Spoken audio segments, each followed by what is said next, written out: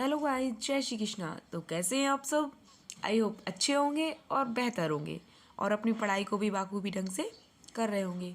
तो आज देखेंगे अपन लोग डीपीएसपी, वो भी अलग तरीके से। तो देखिए पहले देखेंगे अपन लोग इसको फ्लो चार्ट में। तो मान लीजिए इसको अपन लोग रिलेट करेंगे, फिर इसको देखना भी अभी आगे देखना कितनी जबरदस्त तरीके से अपन लोग इसको याद कर लेंगे। एक एक आर्टिकल अपन लोगों को पूरे बिल्कुल विथ मतलब एक आर्टिकल से अपन लोग को पूरे और पूरा आर्टिकल याद हो जाएंगे नंबर बाई नंबर। तो देखेंगे पहले अपन लोग इसको रिलेट करते हैं। मान लीजिए ये ग्राम पंचायत है, ठीक है, और ये ए व्यक्ति है, ये बी व्यक्ति है। इसने इससे कहा कि ग्राम पंचायत का गठन तब होगा जब आप हमारी कुछ शर्तें मानोगे। उसने कहा क्या क्या शर्तें होंगी? तो उसने कहा लोक कल्याण होगा, जैसे कि सबको समानता होगी, आजीविका के साधन होंगे, समान वितरण होंगे, और केंद्रीकरण निषेध, और समान कार्य के लिए समान वेतन, और बच्चों का विकास। उसने कहा ठीक है, ठीक है। तो उसने हाँ कह दिया। तो उसने जब हाँ कह दिया और अब ग्राम पंचायत का गठन हुआ, ठीक है, ग्राम पंचायत का गठन हो गया। अब जो व्यक्ति है ये चुनाव के लिए खड़ा। अब देखना, आपको पता होगा कि चुनाव में जब कोई खड़ा होता तो बहुत प्रकार के मतलब बातें करते हैं कि ये ऐसा करवाएंगे वैसा करवाएंगे। हाँ, भले ही करवाए ना करवाए, कहते तो हैं ही, ठीक है। तो उसी टाइप का है ये डीपीएसपी, कि मतलब परिवर्तनीय नहीं है ये, कि मतलब मानना ही होगा, लेकिन हाँ कि मतलब अपन लोग एक उनसे करते हैं, उम्मीद करते हैं कि हाँ ऐसा करेंगे वो लोग। तो उसी टाइप के हैं डीपीएसपी, परिवर्तनीय नहीं है लेकिन हाँ होने चाहिए। तो देखना इसने क्या कहा, जब वो चुनाव में खड़ा हुआ तो उसने क्या कहा कि जैसे कि बीमार मतलब किसी को बीमारी हो या फिर बुढ़ापे बूढ़े हों आदमी, उनकी सहायता करेंगे। निःशुल्क प्रसूति, मतलब महिलाओं के लिए भी बोल दिया इसने कि ये महिलाएं वोट कैसे देंगी। तो उसने कहा निःशुल्क प्रसूति, तुम्हारे लिए जो हॉस्पिटल है वहां पर निःशुल्क प्रसूति होगी। प्रसूति मतलब प्रेगनेंसी, डिलीवरी। अब देखें, अब आदमियों ने कहा हमारे लिए, तो उन्होंने कहा कि निर्वाह मजदूरी होगी तुम्हारे लिए, मतलब जितनी भी मतलब वो होगी आजीविका के हिसाब से आपकी मजदूरी होगी। उन्होंने कहा बच्चों के लिए, फिर तो उन्होंने कहा कि 0 से 6 वर्ष के बच्चों के लिए देखभाल और शिक्षा होगी। अब आ गए SC ST वाले, तो उन्होंने कहा हमारे लिए, तो उन्होंने कहा SC ST वालों का उत्थान होगा, मतलब सामाजिक और शैक्षणिक रूप से, दोनों रूप से उनका उत्थान होगा। तो ये देखा है अपन लोगों ने फ्लो चार्ट में। अब देखो अपन लोग इसी को आर्टिकल बाई आर्टिकल कैसे जोड़ते हैं। तो देखिए आप लोग आर्टिकल में जोड़ के देखेंगे इसे।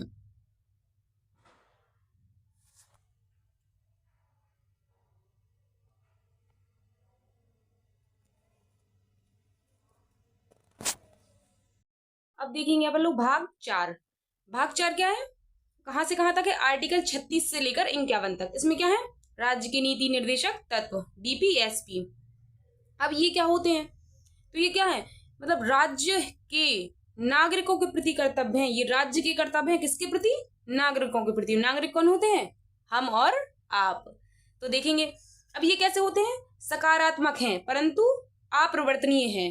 मतलब कैसे कि सकारात्मक तो हैं, पॉजिटिव हैं, ये अच्छे हैं, लेकिन अपरिवर्तनीय है, इन्हें इम्फोर्सेबल नहीं है, कि मतलब ऐसे कि इन्हें जैसे कि मौलिक अधिकार थे, अपन लोग अगर उन्हें मतलब अपन लोगों को ना दिया जाए, अगर उनका हनन हो, तो अपन लोग क्या आर्टिकल 32 के तहत सुप्रीम कोर्ट चले आए और आर्टिकल 226 के तहत हाई कोर्ट। लेकिन ये इन्फोर्सेबल नहीं है, मतलब ये अपरिवर्तनीय है। तो इन्हें अगर ये लागू नहीं हुई तो अपन लोग कोर्ट में नहीं जा सकते। इन्हें यही लिखा है कि इन्हें लागू नहीं कराया जा सकता, ना जबरन लागू नहीं कराया जा सकता। राज्य चाहे तो लागू कर सकता है, लेकिन इन्हें जबरन लागू नहीं कराया जा सकता। ये कहाँ से लिए गए हैं, किस संविधान से? तो ये आयरिश संविधान, मतलब आयरलैंड के संविधान से लिए गए हैं। ये क्या है? राज्य के नीति निर्देशक तत्व संविधान द्वारा राज्य पर आरोपित हैं। ये मतलब नागरिकों पे नहीं है, राज्य पर आरोपित हैं, नागरिकों के प्रति। अब देखेंगे अपन लोग आर्टिकल 36। आर्टिकल 36 क्या कहता है? राज्य की परिभाषा। अब आप कहेंगे राज्य की परिभाषा तो आर्टिकल 12 में भी है, लेकिन जो आर्टिकल 12 में राज्य की परिभाषा है वो किसके लिए है? भाग 3 के लिए। किसके लिए? भाग 3 के लिए। जो आर्टिकल 36 में है वो किसके लिए है? भाग 4 के लिए है। अब देखेंगे आर्टिकल 37। आर्टिकल 37 क्या कहता है? डीपीएसपी अपरिवर्तनीय है परंतु देश के मूलभूत हैं। ये इन्हें जबरन लागू नहीं कराया जा सकता, लेकिन ये अपने मतलब मूलभूत, उसमें जो संविधान बना था उसमें मूलभूत है, मतलब एक अलग इंपोर्टेंस रखते हैं, ठीक है। अब देखेंगे, अब असली खेल होता है यहीं से शुरू। अब आया आर्टिकल 38। देखो ये तो अपन लोगों ने याद ही हो जाएंगे 36 और 37 तो। राज्य की परिभाषा और डीपीएसपी अपरिवर्तनीय है। अब देखेंगे यहाँ से आर्टिकल 38 से। तो आर्टिकल 38 क्या कहता है? आर्टिकल 38 में आते हैं आर्टिकल 38(1) और आर्टिकल 38(2। ठीक है, तो अब इन दोनों को आप लोग याद करेंगे कैसे? अब मान लीजिए अपन लोग, ये क्या है, ये किस पर है? नागरिकों के प्रति है ना। और नागरिक कौन है? हम को इंग्लिश में क्या कहते हैं? वी की स्पेलिंग WE है ना, WE। तो अब लोग इसी से याद करेंगे। W से हो जाएगा वेलफेयर और E से हो जाएगा इक्वलिटी। ठीक है, वेलफेयर मीन्स क्या होता है? लोक कल्याण। और E मीन्स क्या होता? इक्वलिटी। ठीक है, क्या होता है? इक्वलिटी। तो जो अब आर्टिकल उसमें क्या है, आप लोगों ने देख लिया। आर्टिकल 38(1) में क्या है? वेलफेयर। और आर्टिकल 38(2) में क्या है? इक्वलिटी। अब इसको देखेंगे।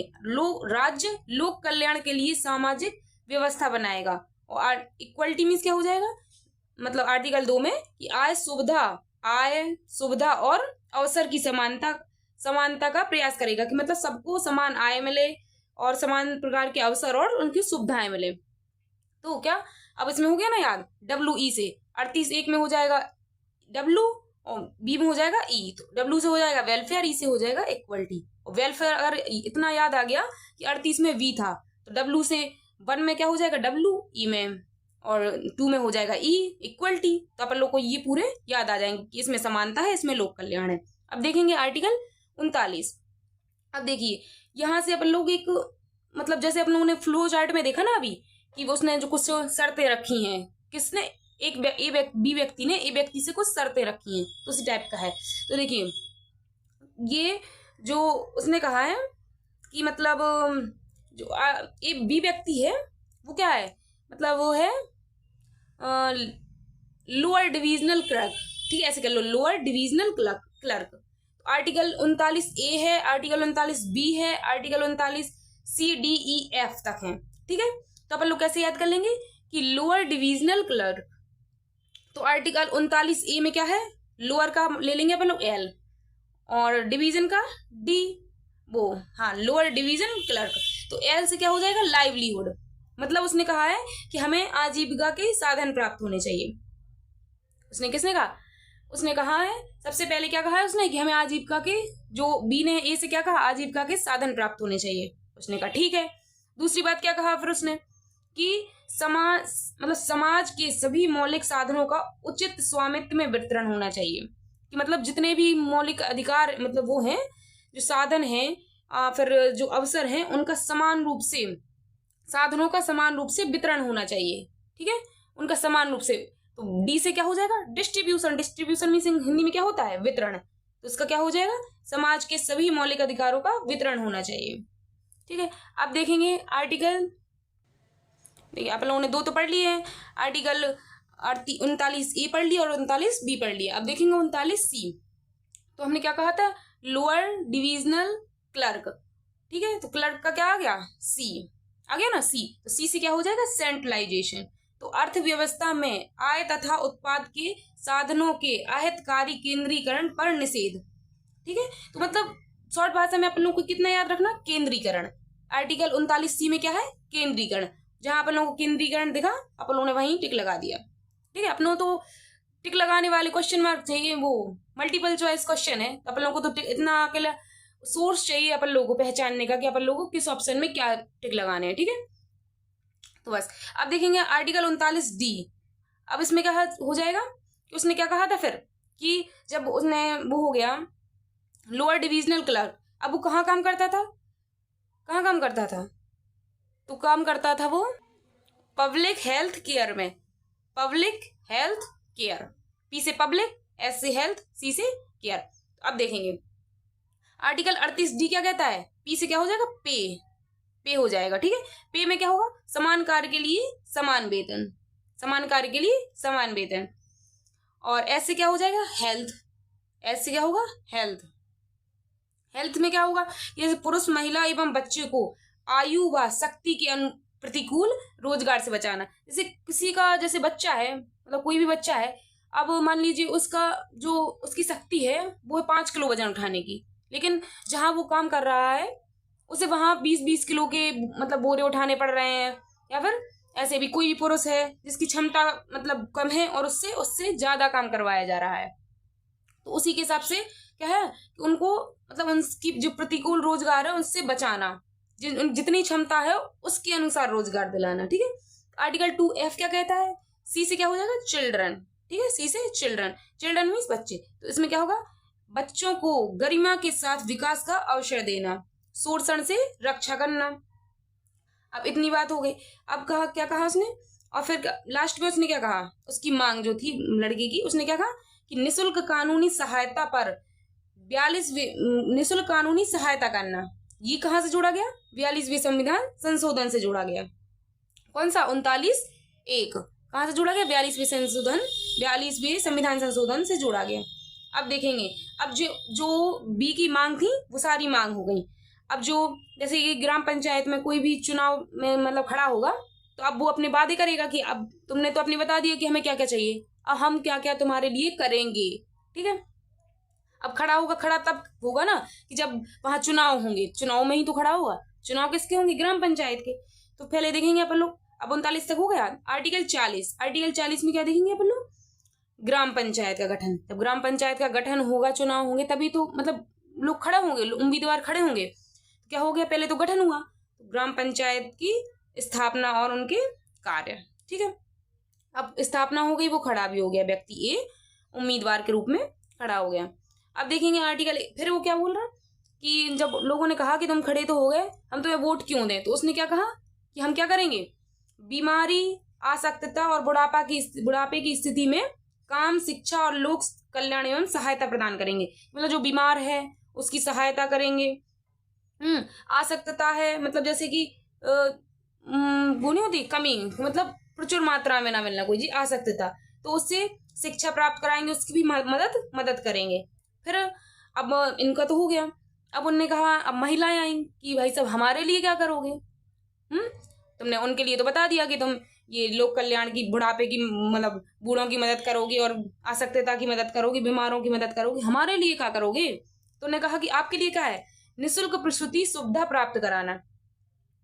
जब ये मतलब जब संविधान बन रहा था, तब उस टाइम क्या था कि जो पहले ऐसा नहीं होता था कि हॉस्पिटल में डिलीवरीज होती थी। पहले ऐसे घरों में, गांव में ऐसे होते, दो तीन ऐसी दाई माँ होती थी जो डिलीवरी करवाती थी, तो अनहाइजेनिक मतलब टाइप से कराती थी। इसलिए मातृ मृत्यु दर और शिशु मृत्यु दर बहुत ज्यादा बढ़ गई थी। इसीलिए ये आर्टिकल रखा गया था कि निःशुल्क प्रसूति सुविधा। ठीक है, तो उसने क्या कहा कि तुम्हारे लिए निःशुल्क प्रसूति सुविधा है। अब तुम्हें मतलब घर में ऐसे कष्ट नहीं झेलना पड़ेगा, आपके लिए हाई मतलब जो विशेष उपकरण है, और हॉस्पिटल में जाइए, वहां उसकी सुविधा कराई जाएगी। किसकी, निःशुल्क प्रसूति की, वहां पर आपको पैसे नहीं लगेंगे। अब फिर जो वो होते ना एडल्ट कि मतलब आदमियों ने कहा कि हमारे लिए क्या करोगे, तो उन्होंने कहा तुम्हारे लिए तो निर्वाह योग्य मजदूरी प्रदान करेंगे। मतलब निर्वाह योग्य मीन्स क्या होगा कि मतलब एक जितने में तुम्हारी आजीविका चल सकती है उस हिसाब से तुम्हें मजदूरी प्रदान करेंगे। तो उन्होंने कहा मजदूरी प्रदान तो करोगे, लेकिन कहाँ पे करोगे, किस टाइप से करोगे मजदूरी प्रदान। तो उसने कहा अच्छा तो ये भी बताते हैं। उसने कहा टेंशन लेने की क्या बात है। आर्टिकल 43A में देखो, उसने क्या कहा कि उद्योगों के प्रबंधन में श्रमिकों का भाग लेना। मतलब जो उद्योग हैं, फैक्ट्रीज हैं, उनमें श्रमिक भी भाग ले सकते हैं। अब फिर उन्होंने कहा मतलब इतना, सुनने का इतना ही नहीं और भी है, सहकारी समितियां भी बना सकते हैं, मतलब स्वैच्छिक अपनी इच्छा से उनका संचालन भी कर सकते हैं, और उन्हें मतलब लोकतांत्रिक नियंत्रण भी कर सकते हैं, उन पर नियंत्रण भी कर सकते हैं। मतलब खुद से अपनी कुछ, जैसे कुटीर उद्योग हो गया, लघु उद्योग, इसी के अंतर्गत आते हैं। तो खुद की समितियां बनाओ और उन पर नियंत्रण करो। अब उन्होंने कहा जो औरतें थी, उन्हें कहा सिर्फ मतलब ये ऐसा है कि ये आदमियों के लिए है क्या, मतलब जो मजदूरी है निर्वाह योग्य मजदूरी, तो उन्होंने कहा नहीं, सबके लिए समान नागरिकता है। मतलब तुम भी कर सकते और तुम भी कर सकते, मतलब लेडीज एंड जेंट्स सब लोग कर सकते। तो उन्होंने कहा अच्छा, तो उन्होंने कहा समान कार्य के लिए वो एक समान नागरिक संहिता है, मतलब सब लोगों के लिए मतलब समान है जो है। अब उन्होंने कहा महिलाएं निपट गई, आदमी निपट गए, बूढ़े निपट गए। अब बच्चों ने कहा हमारे लिए, तो उन्होंने कहा कि जो 6 वर्ष से कम उम्र के बच्चे हैं उनकी देखभाल और शिक्षा करेंगे हम। तो जो बड़े बच्चे हैं वो कहने लगे कि और हमारे लिए 6 साल के तो तुमने देख लिए, हमारे लिए। तो उन्होंने कहा कि तुम्हारे लिए है तो तुम्हारा तो मौलिक अधिकार है 6 से 14 वर्ष के बच्चों को लिए शिक्षा, किसमें है, आर्टिकल 21 में। तो तुम तो वहां से अपना मतलब शिक्षा ग्रहण कर सकते। उन्होंने कहा ये बात तो ठीक है।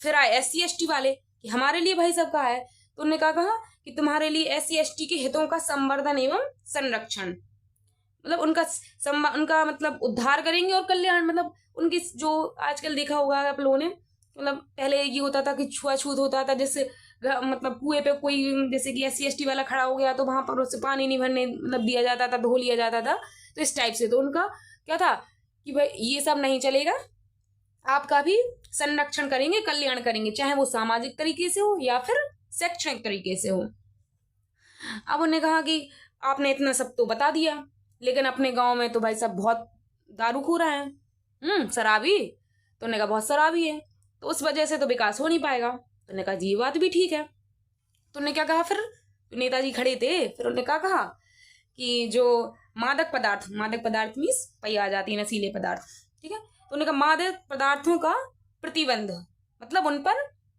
रोक लगाई, और क्या पोषक आहार, मतलब जो अच्छे तत्व हैं जैसे दूध, दही, घी, मठा, ये सब पोषक आहार में बढ़ावा, मतलब इनकी जो पोषक आहार है उसमें बढ़ावा हो, लेकिन जो मादक पदार्थ हैं उन पर प्रतिबंध है। तो उन्होंने कहा पोषक पदार्थ पर आप बढ़ावा तो करेंगे, लेकिन कैसे बढ़ावा करेंगे।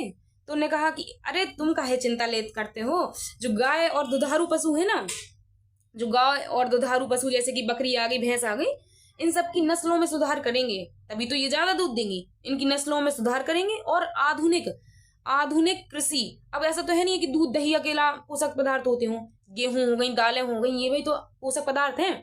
तो वैज्ञानिक रूप से कृषि करेंगे अपन लोग, ताकि ज्यादा पैदावार हो। और क्या करेंगे, जो दुधारू पशु हैं इनकी हत्या पर रोक लगाएंगे, ठीक है। उन्होंने कहा ठीक है। अरे रुको, तो इतना ही नहीं, आगे तो देखो अभी।